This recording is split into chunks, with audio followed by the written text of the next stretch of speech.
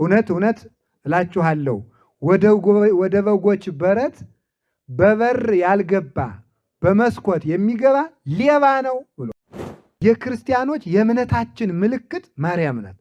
ድንግል ማርያም ወላዲተ አምላክ ምልክት ስለዚህ እናቱ ትናንትም ድንግል ዛሬም ድንግል መሆኗ ትናንትም አምላክ ዛሬም አምላክ ለሆነ ለልጇ ምልክት ነው ማለት አላችሁ። እዚህ ነቢያት ክርስቶስ የመጣባቸው ተራሮች ናቸው። ክርስቶስ የመጣባቸው ክርስቶስ ዙፋኑን ያቆመባቸው መሰረቶች ናቸው። ዙፋኑን ያቆየ ዙፋኑ ድንግል ማርያም ናት።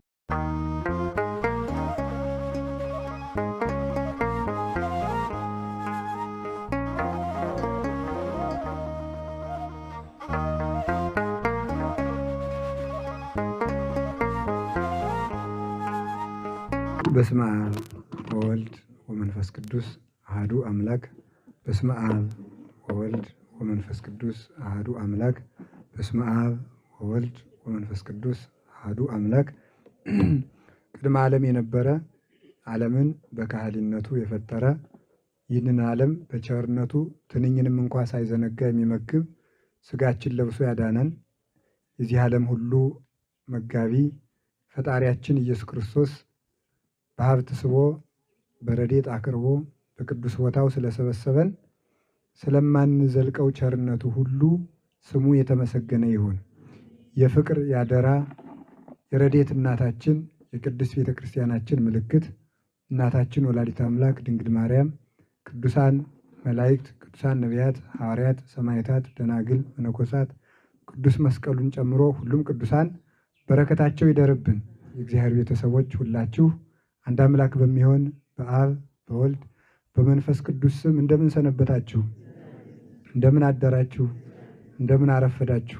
ቸሮ አምላክ እግዚአብሔር በስሙ እንድንሰበሰብ ስለፈቀደልን ስሙ የተመሰገነ ይሁን።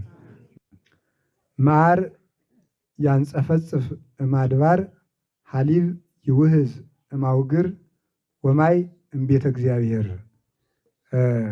ከተራሮች ማር ይንጠበጠባል፣ ከኮረብቶች ወተት ይፈልቃል፣ ከእግዚአብሔር ቤት ውሃ ይገኛል። በሉ እስኪ ረስታችሁታል? አሁን እኔ የምላችሁን እንግዲህ በሉ ሁላችሁም። ከተራሮች ማር ይንጠበጠባል በሉ። ከተራሮች ማር ይንጠበጠባል በሉ እንጂ። ከተራሮች ምን ይንጠበጠባል? ማር። ከኮረብቶች እሳ ወተት። ከእግዚአብሔር ቤት ምን ይገኛል? እስኪ ድገሙት እንግዲህ ይሄንን። ከተራሮች ማር ይንጠበጠባል በሉ። ከኮረብቶች ወተት ይፈልቃል፣ ከእግዚአብሔር ቤት ውሃ ይገኛል። አሁን ይሄን እንግዲህ አንድ ላይ ሳትለያዩ በሉት አንድ ጊዜ እንግዲህ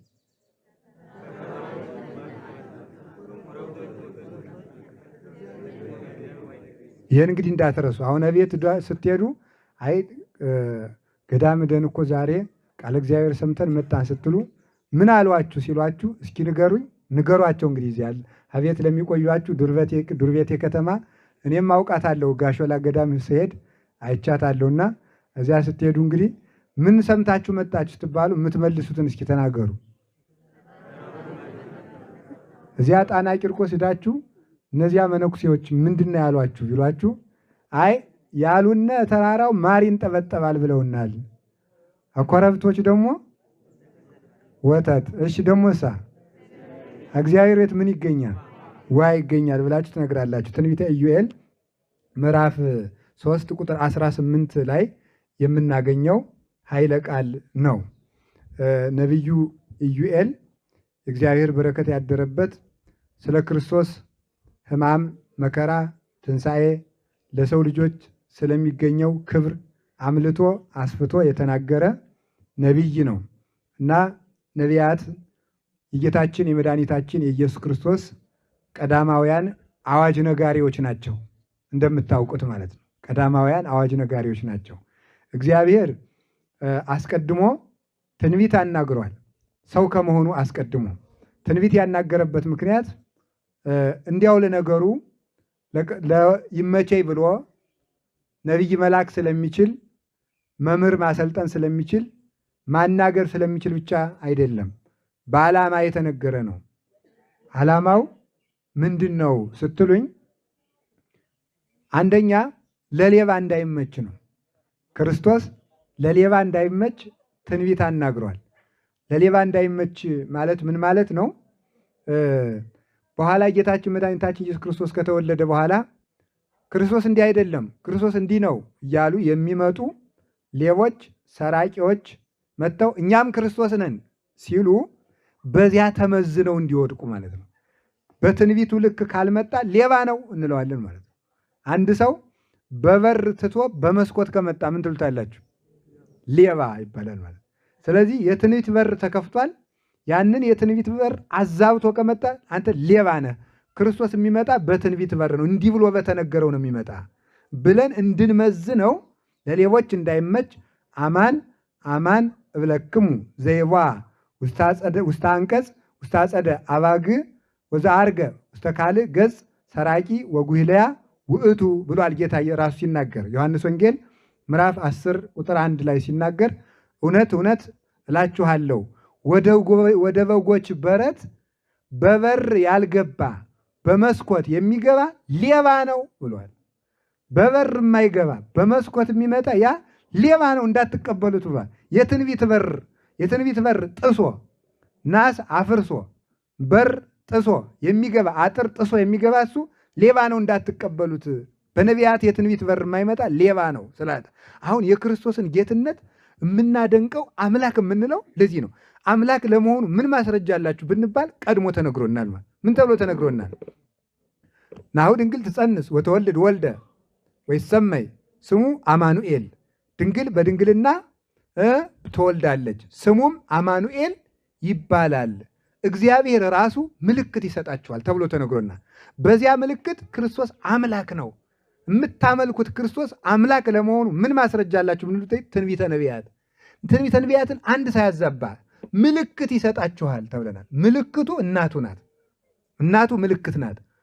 ትንቢተ ኢሳይያስ ምዕራፍ 7 ቁጥር 14 ላይ የክርስቲያኖች የእምነታችን ምልክት ማርያም ናት። ድንግል ማርያም ወላዲተ አምላክ ምልክት የምትሆን ምንድን ነው? አሁን ሴቶች በድንግልና ጸንተው ይኖራሉ። ሲወልዱ ድንግል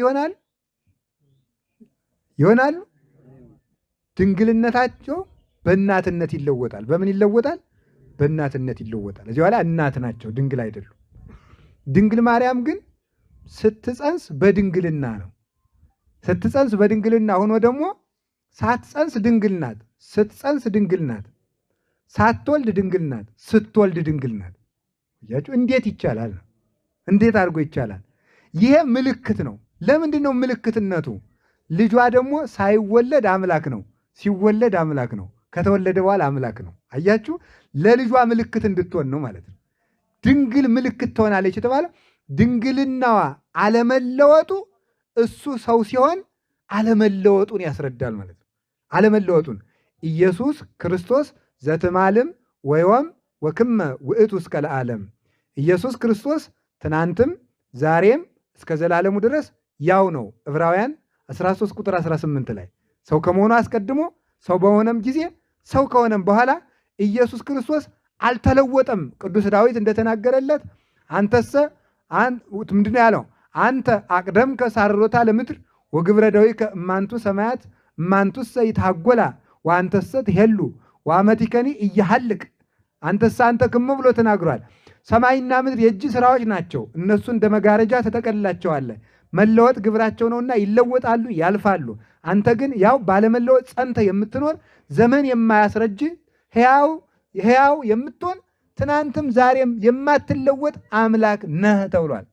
ስለዚህ እናቱ ትናንትም ድንግል ዛሬም ድንግል መሆኗ ትናንትም አምላክ ዛሬም አምላክ ለሆነ ለልጇ ምልክት ነው ማለት አላችሁ። እግዚአብሔር ከሁላችን ጋር ይሁን። ይህን ምልክት ነው የሰጠን ማለት። አሁን ዲያብሎስ ተንኮለኛ ነው።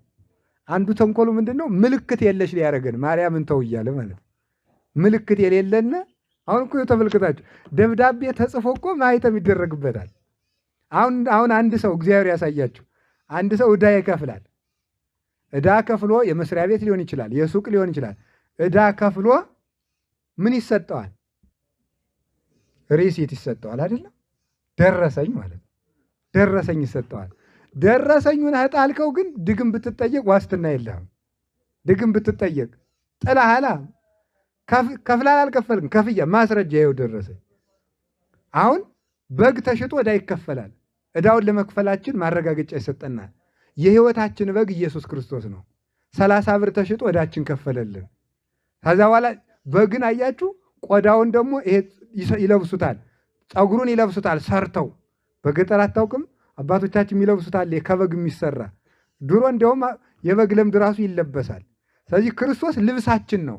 ኩልክሙ እለ ተጠመቅሙ ክርስቶስሃ ለበስክሙ፣ የተጠመቃችሁ ሁላችሁ ክርስቶስን ለብሳችሁታል ብሎ ነዋይ ህሩይ ቅዱስ ጳውሎስ እንደተነገረ ልብሳችን ነው። በጥምቀት ለብሰነዋል፣ እርሱን ማለት ለብሰነዋል።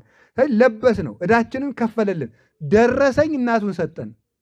ያዙ ብሎ መስቀሉ ስር ዕዳችን ከፍሎ ሲጨርስ መስቀሉ ላይ ነያ እምክሙ ብሎ እናት ሰጠን። ዮሐንስ 19 ቁጥር 26 ላይ እናታችሁ እነኋት ብሎ ምልክት ሰጠን ማለት ነው። ስለዚህ በነቢያት ምልክት እንድናውቀው ትንቢት አናግሯል። በነቢያት ምልክት እንድናውቀው ነቢያት በነገሩን በናዝሬት ይወለዳል ናሁ ሰማይ ናሁ በኤፍራታ ብለው ስለነገሩን አንዱ ዝም ብሎ እዚህ ጣሊያን ተወልዶ መጥቶ አምላክ ነኝ ቢል አንቀበልም። ምክንያቱም የሚወለደው የት ነው? ኤፍራታ። ከአንዲት ከመንደር እህታችን ተወልዶ መጥቶ ኢየሱስ ነኝ ቢል አንቀበልም። ምክንያቱም የት ነው? ከማን የሚወለደው?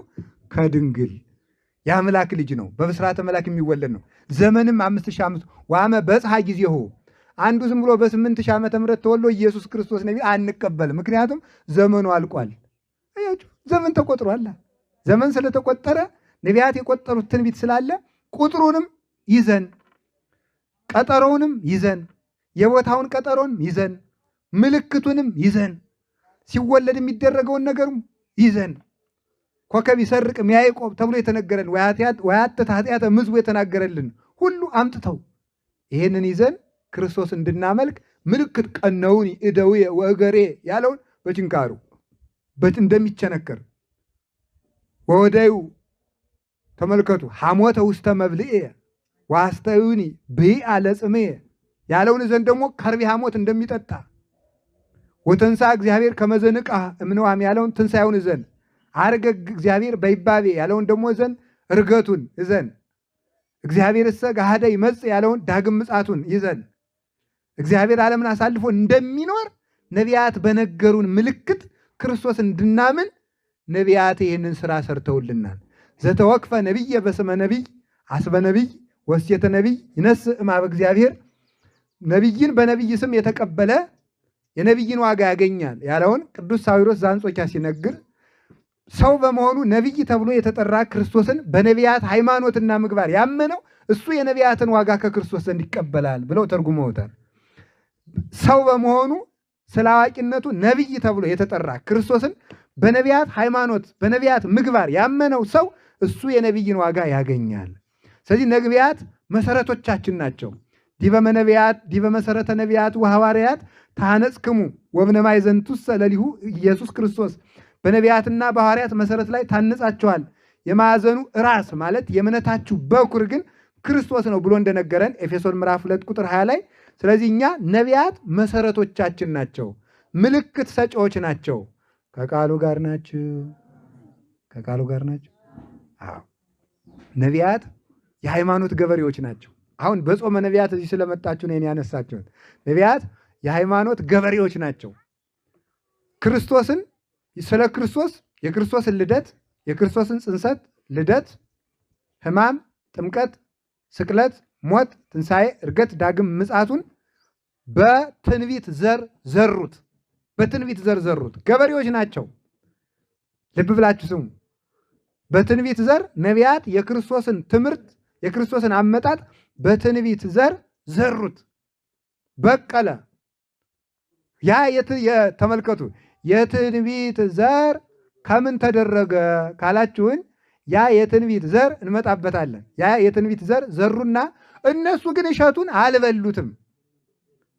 ዝም ብለው ቅጠሉን እያዩ ኖሩ። ኋላ ነቢያት የዘሩት ዘር ከእናታችን ከቅድስት ድንግል ማርያም በቀለ፣ ሕያው ሁኖ ምን አለ? ጽጌ አስተርአየ በውስተ ምድርነ፣ አበባ በምድራችን ታየልን። ቃለ ማዕነቅ ተሰማ ጊዜ ገሚድ በጽሐ፣ ቁርዬዎች ሁሉ አሽካኩ። አሁን እንግዲህ ከመስከረም ከጥቅምት ጀምሮ ይሄ ታፍኖ የቆየው ወፍ ሁሉ መጮህ ይጀምራል ማለት ነው። ቁርዬዎች ተሰማ ማለት ዮሐንስ መጥምቅ እየሰበከ መጣ፣ አበባ ክርስቶስ ተወልዶልናልና ጊዜ ገሚድ በጽሐ፣ እሸቱን ቆርጠን የምንበላበት ጊዜ ደረሰ፣ ስጋውን ደሙን የምንበላበት ጊዜ ደረሰ፣ መከር ተሸከፈ ማለት ነው። ማይረረ ትንቢት ማርያም ዘመነ ጽጌ እንግዳ በምትባል በድንግል ማርያም ዘመን የነቢያት የትንቢታቸው አዝመራ በእመቤታችን መከርነት ተሸከፈ። አሁን እኛ ከቤተ ክርስቲያን በላ ነው ጠጣ ነው ማለት ነው። ይሄ ነው። ሐረገወይን ተተክለ በኢየሩሳሌም አሕዛብ ነሱ ጽጌረዳ ወሶክሰ ተርፈ በኀበ አይሁድ ያለው አፈወርቅ ይሄንን ነው። በኢየሩሳሌም የወይን ሐረግ ተተከለ በቀለ። አሕዛብ ከሩቅ ሀገር ያለን እኛ አበባውን በመዓዛው ጣፈጥንበት፣ ፍሬውን ጠገብነው። አይሁድ ግን እሾሁን ይዘው ቀሩ፣ ክደቱን ይዘው እነሱ ቀሩ ማለት ነው። ለእኛ ግን ይሄ ፍሬ ደርሶናል። የታደልን ህዝቦች ነን በእውነቱ ማለት ነው። ስለዚህ ነቢያት የትንቢት ገበሬዎች ናቸው። የትንቢት አዝመራዎች ናቸው። አትክልተኞች ናቸው። እነሱ ከነቢያት የዘሩት የትንቢት አዝመራ አበበና አበባው በቅዱስ ገብርኤል ተቀሰመና ነው የሚለው አባ ጊዮርጊስ ሲናገር።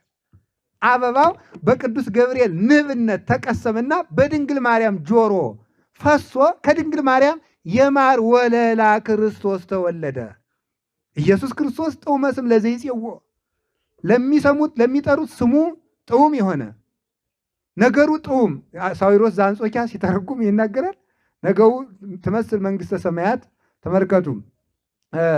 ሰለስተ መስፈርተ ሐሪጽ ዘነሳአቶ ብእሲት ምንድነው? ብሁአ ዘነሳአቶ ብእሲት ወወደየቶ ውስተ ሰለስቱ መስፈርተ ሐሪጽ ወአብሃ ኩሎ ይላል። መንግሥተ ሰማያት ሕገ ወንጌል ተስፋ እግዚእነ ኢየሱስ ክርስቶስ ብልህ ሴት በሶስት መስፈሪያ ዱቄት የለወሰችውን እርሾ ይመስላል ብሎ የተናገረውን ወሀብአ ኩሎ የተባለው ይሄ ወሀብአ ኩሎ የተባለው ሶስቱን መስፈሪያ ዱቄት ሁሉ በአንድ እርሾ እንደምታጣፍጠው ነገደ ካምን፣ ነገደ ሴምን፣ ነገደ ያፌትን ያጣፈጣቸው ኢየሱስ ክርስቶስ ነው ይልና ሳዊሮስ ዘአንጾኪያ ሲተረጉም ጥዑም ስሙ ጥዑም ነገሩ ይላል። ጥዑም ቃሉ ይላል። ክርስቶስ ነገሩ የጣፈጠ፣ ቃሉ የጣፈጠ፣ ስሙ የጣፈጠ፣ መራራውን ዓለም ያጣፈጠ፣ እንኳንስ የሰውን ሕይወት የመቃብርን ሆድ ሁሉ ያጣፈጠው ክርስቶስ እኮ ነው። የመቃብርን ሆድ እንዴት ነው የመቃብር ሆድ የጣፈጠ? ክርስቶስ ከተቀበረበት በኋላ እንግዲህ ሰው ከተቀበረ በኋላ ምን እንደሚሆን አስታውስ። ክርስቶስ ከተቀበረ በኋላ ራሱ መቃብር ጥዑም ሆኗል። ሕይወታችን ማኅፀን ሆኗል። እንግዲህ መቃብርን ማን አባቱ ይፈራዋል? ማኅፀን ነው። እንግዲህ ዳግም ልደት ብሎ ትንሣኤ ዘጉባኤን ስለጠራው ክርስቶስ አሁን ስንቀበር እየተጸነስን ነው። በትንሣኤ ዘጉባኤ እንደገና እንወለዳለን ማለት ነው። ስለምንወለድ ስለዚህም ተባለ ማኅፀን ነው። አጣፍጦታል። እንደጣፈጠም ለማጠየቅ አቡነ ተክለ ሃይማኖት ከተቀበሩ ከ57 ዓመት በኋላ ከመቃብራቸው ሲወጡ ከአጽማቸው የሚወጣው መዓዛ ሩቅ አገር ሂዶ ይሸት ነበረ ማለት ነው። የመቃብርን መዓዛ መድኃኔ ዓለም ስለለወጠ ማለት ነው። ያ አበባ ከነቢያት የተቀሰመ ነው እና ነቢያት የትንቢትን አዝመራ ዘርተው ያበቀሉ ገበሬዎች ናቸው። ከመቡረ ይትፈስሑ ዘኒ ይዘር ወዘኒ ያርር ይላል ዮሐንስ 4 ላይ። የሚዘራም የሚያጭድም እኩል ይደሰታል። የሚዘሩ ነቢያት፣ የሚያጭዱ ሐዋርያት እኩል ደስ ይላቸዋል ይላል። ይህንን ያስተባበረ እርሱ ነው። ስለዚህ ነቢያት የትንቢት ገበሬዎች ናቸው። የትንቢት ገበሬዎች በሉ። እንደገና ደግሞ ምንድን ናቸው? ክርስቶስ እየፈጠነ የመጣባቸው ተራሮች ናቸው ነቢያት። ክርስቶስ የመጣባቸው ተመልከቱ ማለት ነው። ወልድ እሁየ መጻ እንዘ ይቀንጽ ማእከለ አድባር ወያንበሰብስ በዲበ አውግር። ልጅ ወንድሜ ክርስቶስ በተራሮች ላይ መር እያለ መጣ ይላል መኃልየ ዘሰሎሞን ምዕራፍ 3 ላይ መር እያለ በተራሮች ላይ መር እንዘ ይቀንጽ ማእከለ አድባር እየሮጠ እየቸኮለ መጣ። ወከመ ኃየል ዘወይጠል ወከመ ወሬዘ ኃየል ዘወይጠል እንደ ፌቆ መር እያለ መጣ። በተራሮች ላይ ማለት ፀሐይ መጀመሪያ ከተራራው ጫፍ ላይ ወጥታ ወደ ሜዳው እንደምትደርስ ክርስቶስ በነቢያት የልዕልናቸው ጫፍ ላይ እየወጣ ከሜዳዎቹ ከኛ ደረሰ ማለት ነው። ስለዚህ ክርስቶስ የመጣባቸው ተራሮች ናቸው። እየሮጠ መጣ የተባለ ሰውን ለማዳን ምን ያህል ይቸኩል እንደነበረ ለማጠየቅ ነው። ሰውን ለማዳን ይቸኩል ነበረ ክርስቶስ ማለት 6 ወር ሲቀረው እኮ ለ6 ወር ነቢይ ልኳል እኮ መጣው ለማለት እንደ እናት ክርስቶስ እናት አይደል? አንተ አቡነ ወአንተ እምነ ይለዋል ቅዱስ ያሬድ። አንተ አባታችን ነህ፣ አንተ እናታችን ነህ ይለዋል። አሁን እናት እንጨት ሲለቅም ውሎ የመጣውን ልጅ ምን ትለዋለች መሰላችሁ? የከተማ ልጅ እንኳን ለምሳሌ የማይመች ቁርስ በልቶ ስለሚወጣ ችግር ነው በእውነቱ ማለት ነው። የገጠር ልጅ ነው ለምሳሌ የሚመች እና እንጨት ለቅሞ የመጣውን ልጅ ቆይ ወጥ እስከምሰራ ይሄን ጥሬ እየቆረጠምክ ቆይ ትለዋለች። ከዚያ በኋላ ደግሞ ወጥ ትሰራለች። መጣው እሺ ትለዋለች ደግሞ ማለት ነው። ለዚያው ለ20 ደቂቃ እኮ ነው ማለት ነው። እየመጣሁ ነው ትለዋለች። ክርስቶስም እንዘ ይቀንጽ ማእከለ አድባር ወያንበሰብስ በዲበ አውግር 6 ወር ሲቀረውም ዮሐንስን መጥቻለሁ ለማለት ዮሐንስን ልኮታል። ለምሕረት ይፈጥን ስለነበረ። ስለዚህ ነቢያት ክርስቶስ የመጣባቸው ተራሮች ናቸው። ክርስቶስ የመጣባቸው ክርስቶስ ዙፋኑን ያቆመባቸው መሰረቶች ናቸው። ዙፋኑን ዙፋኑ ድንግል ማርያም ናት። እሷን የሰራት ከነሱ ተራራ ላይ አቁሞ ነው። የክርስቶስ ዙፋን የተዘረጋባቸው አይማድ ናቸው ነቢያት። አይማድ የአልጋ ሸንኮር አለ። የአልጋ ሸንኮረታች አቁሞ አልጋው ላይ እንዲሆን በዚያ ላይ ዙፋን ተሰርቶ የአልጋው መሰረቶች አሉ፣ ምሰሶዎች አሉ። የአልጋው እግር እዚያ ላይ ዙፋን አለ። እዚያ ላይ ንጉሥ ይቀመጣል። መጋረጃው አለ። ያ ዙፋኑ ድንግል ማርያም ናት። የወርቅ መጋረጃው ንጽህናዋ ቅድስናዋ ነው። መጠጊያና መጠጊያው ያቀፉት እጆቿ፣ ሰውነቷ፣ ሐዋሳቶቿ ናቸው። በዚያ በኋላ እነዚያ ያንን ዙፋኑን የተሸከሙ እግሮች ግን ነቢያት ናቸው። መሰረታቲያ ውስጥ አድባር ቅዱሳን ተብሎ የተነገረላቸው እነዚህ ነቢያት ናቸው። ስለዚህ የቤተ ክርስቲያን ምኖች ናቸው? አይማድ ናቸው። መሰረቱ ክርስቶስ ነው። ተራሮች ናቸው ክርስቶስ የመጣባቸው። የትንቢት ገበሬዎች ናቸው። የሃይማኖት ገበሬዎች ነው። የእነዚህን ውለታ እንዴት እንረሳለን? እውነቴን ነው። ተዋሕዶ መሆናችን በጣም እውነት ማለት ነው።